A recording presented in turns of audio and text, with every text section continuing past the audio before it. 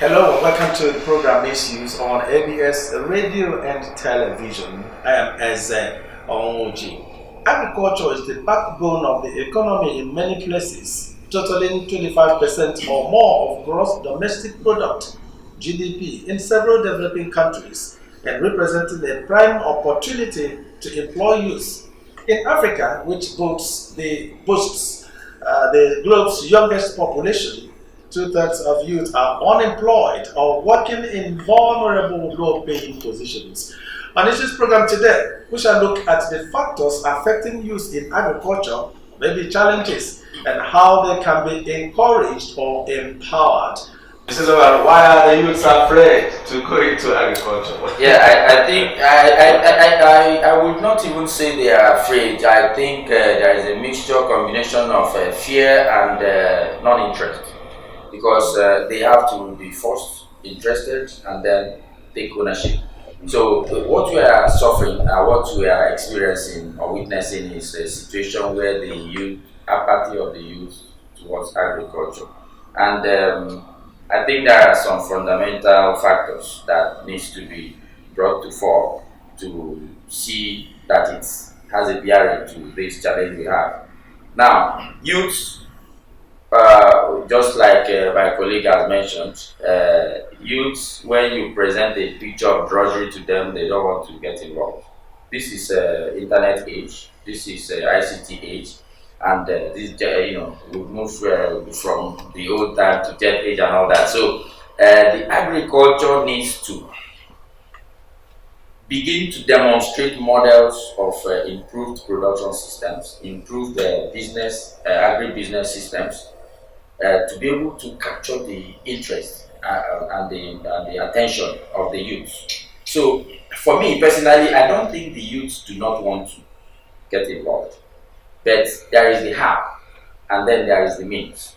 Technology has advanced. In those days, mostly hoes were used and cutlasses. Today, we can use tractor. Now, people in our mechanized farming today, we need to break it down in such a way that the young people will be able to see where to the entry point to participate in these mechanized systems. For example, if we have a massive area that has been developed with equipments and tractor, it could be like rice farmers, for example, cassava farmers and all that.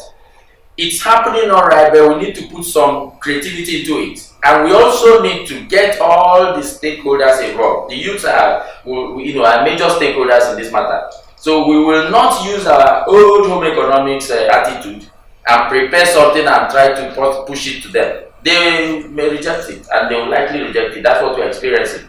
So in doing these things, we need to sensitize them, we need to get them to the table to be involved and see how these things are. And then we allow them to suggest ways to make this thing to go. And we'll be surprised the kind of results we'll get. These farmers associations, they were formed first of all to be recognized. Today, government has recognized them.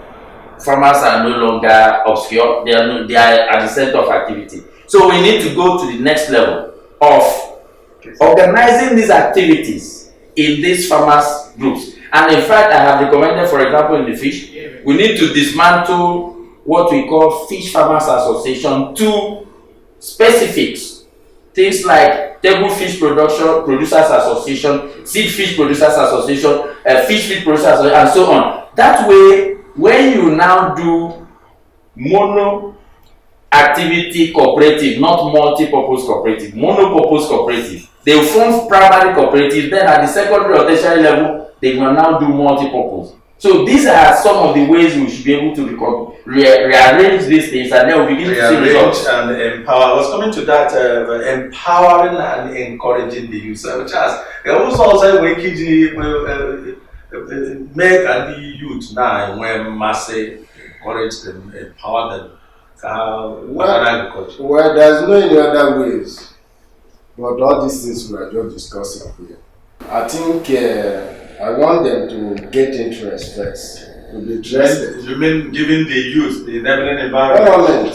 Government is doing something in yes. Concerning the youth. Government at a point, government are doing their best, But funny enough, it's not getting to the particular people, the targeted audience. You cannot just come to Oka town and begin to talk about agriculture.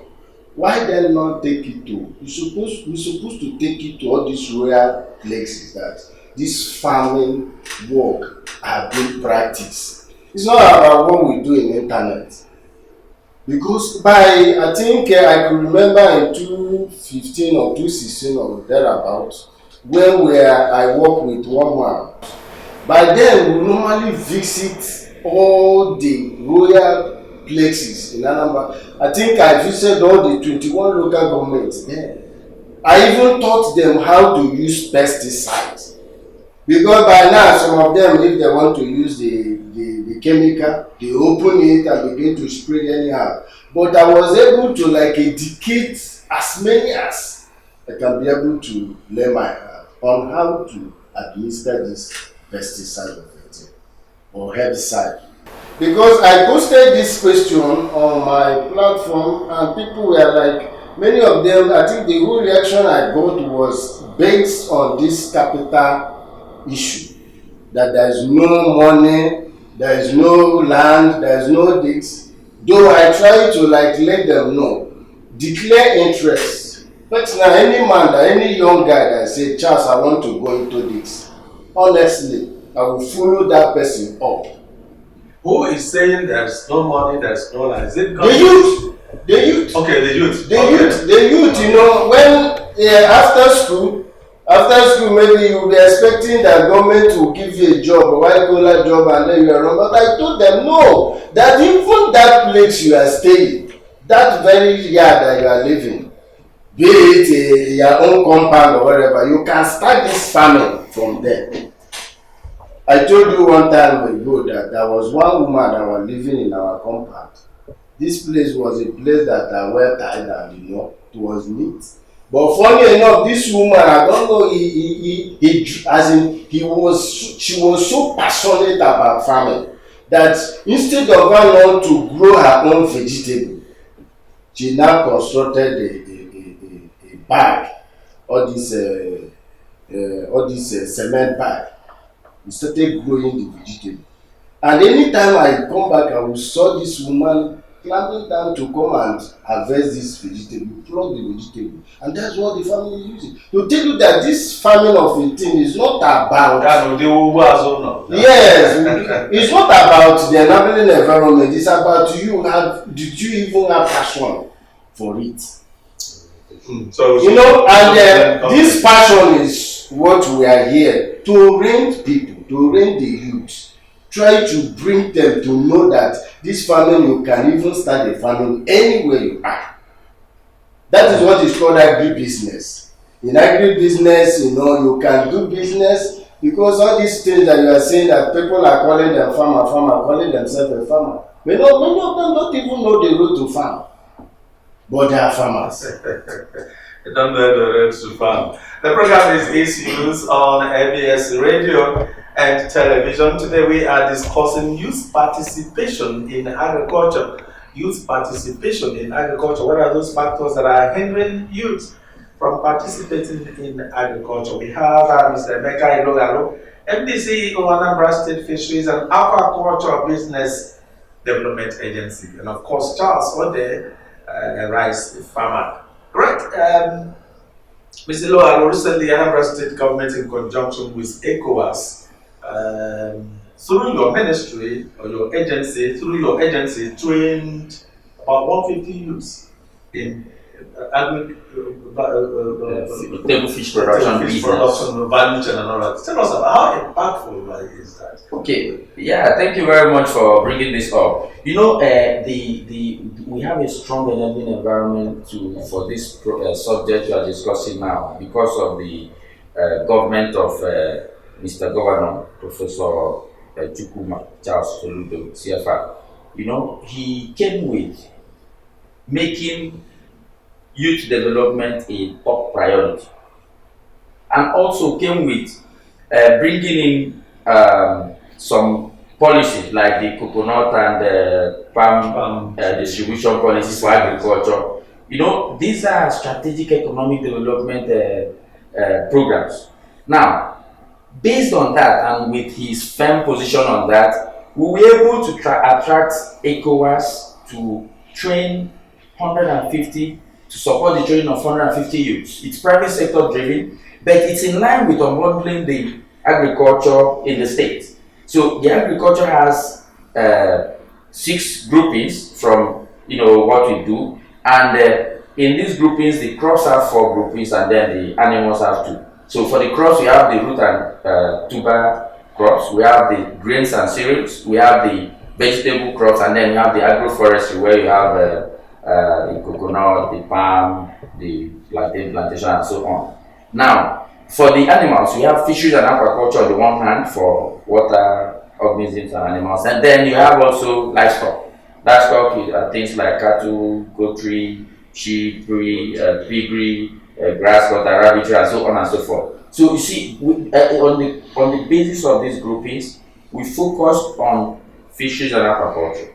And then in fisheries and aquaculture, we train these youths in order for it to make sense, in order for them to become functional after this training.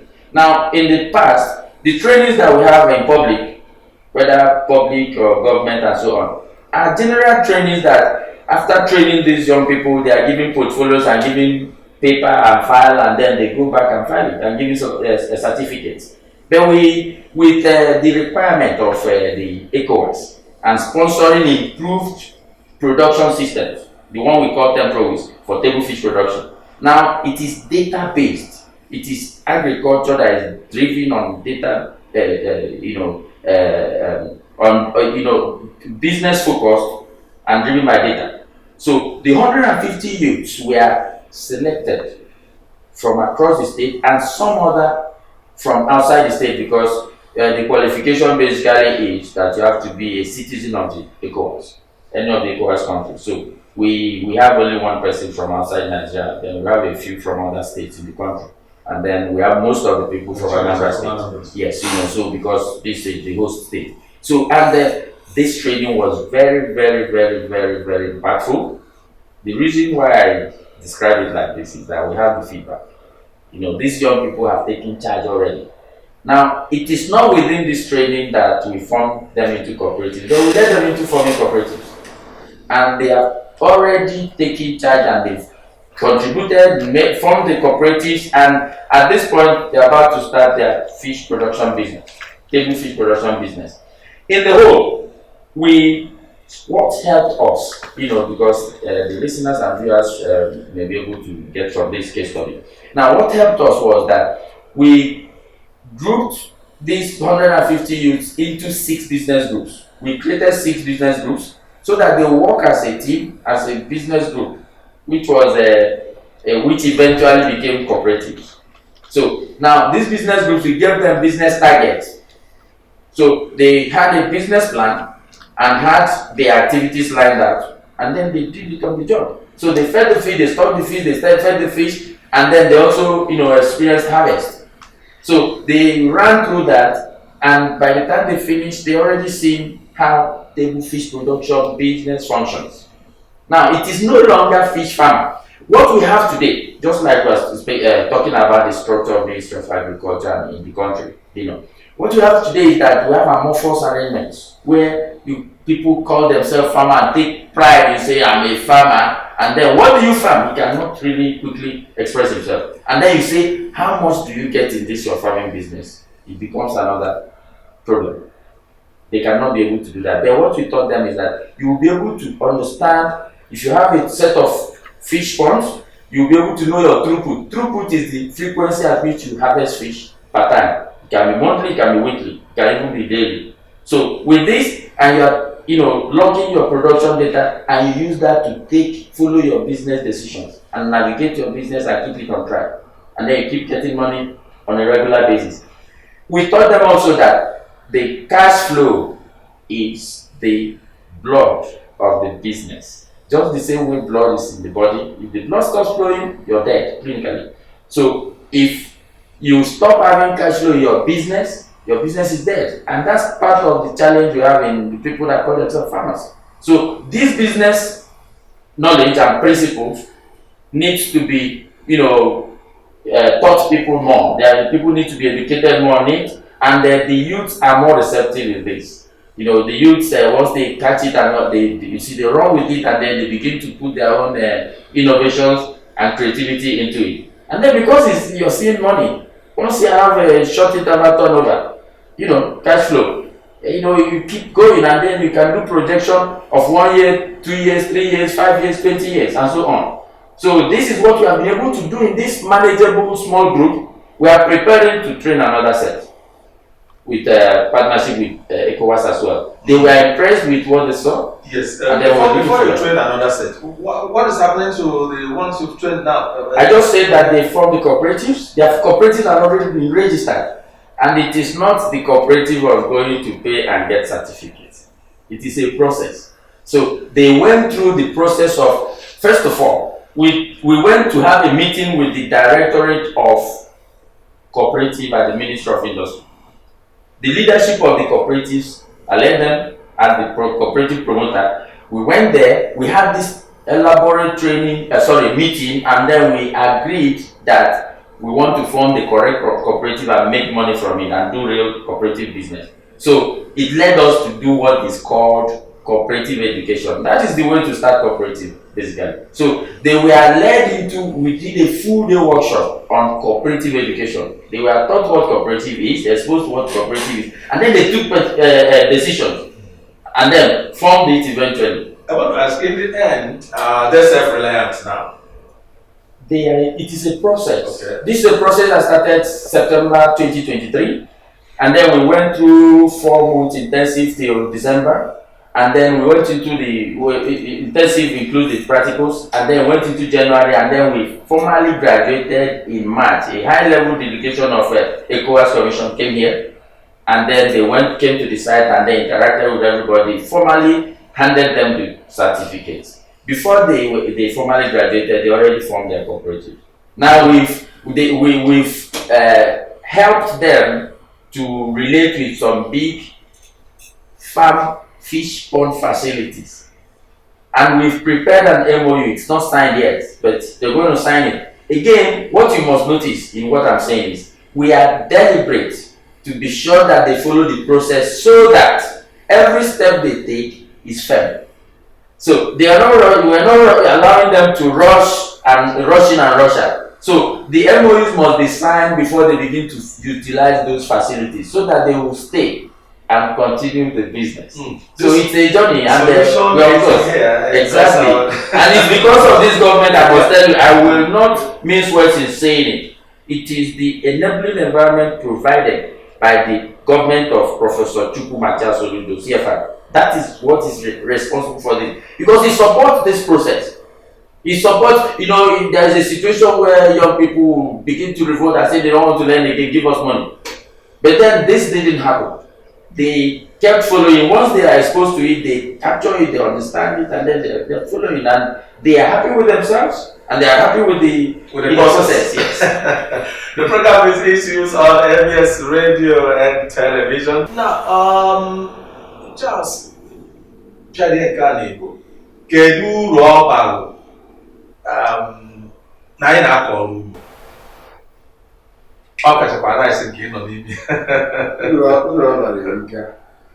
There are numerous benefits when it comes to farming.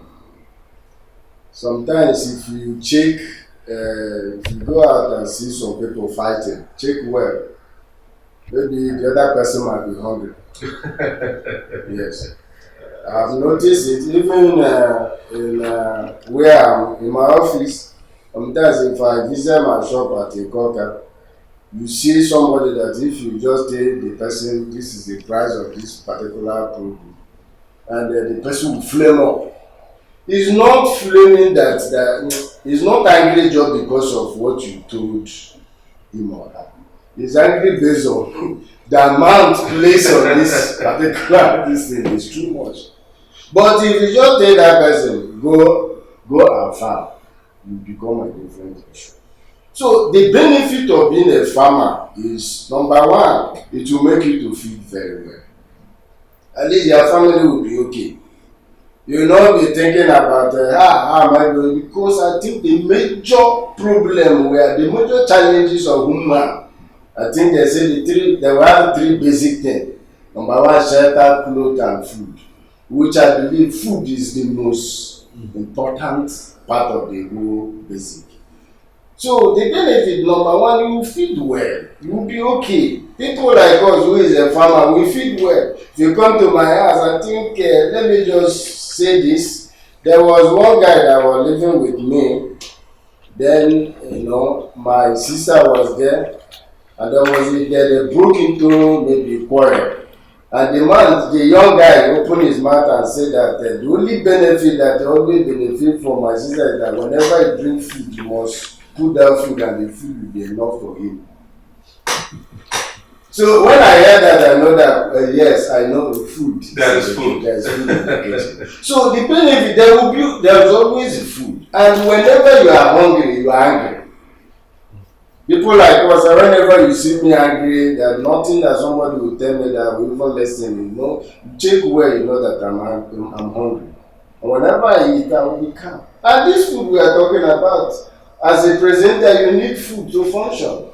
As a doctor, you need food. Even the patient in the hospital, before you administer drug, you must give you half food.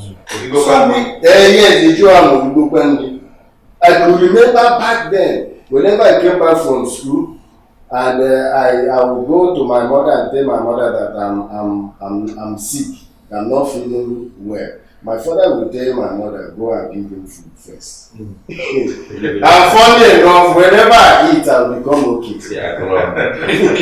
So this food, when I talk about farming, there will be plenty of, and all this scarcity. If you go to market now, ordinarily, I went to buy, during my program, which you are aware, when we are buying something, I told them to go and buy all this shombo and tomatoes.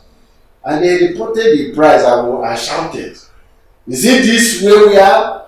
Is it this the thing that Nigeria have, this way we are now? What this country has become, the reason is because people that are supposed to farm are not farming. People that are supposed to do this job are not doing it. Some go to village now, you see some mothers, if you see them, they begin to fish islands, fish nets. Tell them to go to farm. Say, no, that thing is nonsense, I can't do it. It's a dirty job, So whenever you dirty your hand, you are going to wash it to feed your stomach. That's great. I like that. Please, there's a benefit. We have a lot of benefit when we farm. Then you'll be living healthy. Sometimes when you like some food scientists, they will tell you that if you are unable to eat well, you will eat medicine as food. Because when I check very well, I found out that sometimes people sick not just because they want to sick, because of what is going through their the wrong things. Nutrition. Yeah. And all these things you see, vegetable, non-leafy and leafy vegetable, they have their own function in our system. So if we farm all those things and we keep on consuming organic food. I advocate for organic food. Like me, I cannot give you rice that is polished and all this. I don't like it. I told my customers, if I give you, know that what I'm giving you is something that you can consume and you'll be okay. Because I know what it takes to produce a good rice as a rice farmer. So please, let's just go back to farming. And that is the only way to avert this scarcity of tomatoes, shombo, pepper, vegetable and all that. So there's a lot of way to avert fighting. Honestly, if you check well. Go to a doctor, you see people, they become angry unnecessarily. What they're supposed not to get them angry will get them angry. And if you check well, you know that the other person came, maybe they are not eating for 2 days.